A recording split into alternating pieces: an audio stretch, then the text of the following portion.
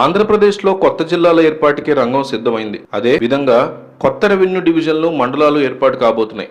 నియోజకవర్గాల్ని పాత జిల్లాల్లోకి మార్పు దిశగా కసరత్తు తుది దశకి చేరింది. జిల్లాల పునర్విభజన ప్రక్రియ కోసం నియమించిన మంత్రివర్గ ఉపసంఘం కీలక ప్రతిపాదనలు సిద్ధం చేసింది. ఈ నెల 7న జరిగే కేబినెట్ భేటీలో చర్చించి డిసెంబర్ చివరి నాటికి కొత్త జిల్లాల ఏర్పాటు దిశగా వేగంగా అడుగులు పడనున్నాయి. ఏపీలో కొత్త జిల్లాలు దాదాపుగా ఖరారయ్యాయి. ప్రస్తుతం ఉన్న వాటిలో కూడా మార్పులు ఖాయమయ్యాయి. 4 జిల్లాలు అదనంగా ఏర్పాటు కాబోతున్నాయి. మార్కాపురం, అమరావతి, ఏజెన్సీ సహా మదనపల్లి కొత్త జిల్లాలు కానున్నాయి. 10 కొత్త రెవెన్యూ డివిజన్ల ఏర్పాటు దిశగా కొత్త కసరత్తు జరుగుతోంది. ఎన్నికల సమయంలో ఇచ్చిన హామీల మేరకు మండలాలు, జిల్లాల్లో మార్పులు చేసేందుకు ప్రతిపాదనలు సిద్ధమయ్యాయి. వీటికి తుది రూపిచ్చేందుకు ముఖ్యమంత్రితో జరిగే సమావేశంలో కీలక నిర్ణయం తీసుకోబోతున్నారు. ఆ తర్వాత నవంబర్ 7న జరిగే మంత్రివర్గ సమావేశంలో చర్చించి ఆమోదముద్ర వేస్తారు. ఆ తర్వాత ప్రజల నుంచి అభ్యంతరాలు స్వీకరిస్తారు. ఆ తర్వాత గెజెట్ విడుదల చేస్తారు. జనగణన నేపథ్యంలో డిసెంబర్ 30వ తేదీలోగా మొత్తం ప్రక్రియ పూర్తి చేయాల్సి ఉంది. మార్కాపురం కేంద్రంగా కనిగిరి, గిద్దలూరు, ఎర్రగొండపాలెం, దర్శి, మార్కాపురం నియోజకవర్గాలతో జిల్లా ఏర్పాటుకి రంగం సిద్ధమైంది. కనిగిరి నియోజకవర్గాన్ని తిరిగి ప్రకాశంలో చేర్చే అవకాశం కనిపిస్తోంది. రంపచోడవరం, చింతూరు డివిజన్లతో పాటు 4 విలీన మండలాల్లో జిల్లా ఏర్పాటుకి ప్రతిపాదించినట్టు తెలుస్తోంది. అమరావతి కేంద్రంగా పల్నాడు, ఎన్టీఆర్, గుంటూరు జిల్లాలోని నియోజకవర్గాల్లో కొత్త జిల్లాల ఏర్పాటు ప్రతిపాదన ఉంది.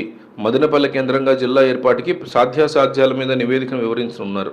ఇక అద్దంకి, మడకశిర సహా 10 కొత్త రెవెన్యూ డివిజన్ల ఏర్పాటుకు సంబంధించి ప్రతిపాదనలు తయారు చేశారు.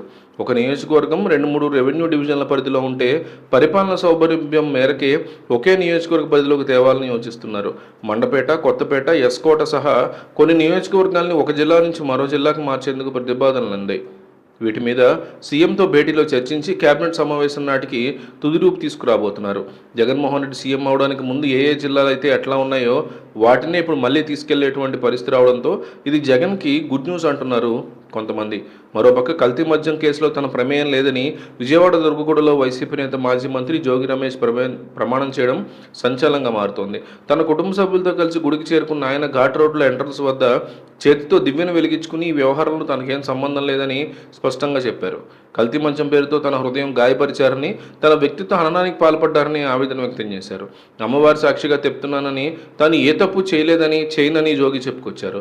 తన వ్యక్తిత్వం మీద నింద వేశారని, తన వ్యక్తిత్వ హననం చేయాలని చూశారని, అందుకే కుటుంబంతో సహా వచ్చానని, తాను ఏ తప్పు చేయలేదని నిండు మనసుతో అమ్మవారి ఎదుట ప్రమాణం చేశానని చెప్పారు.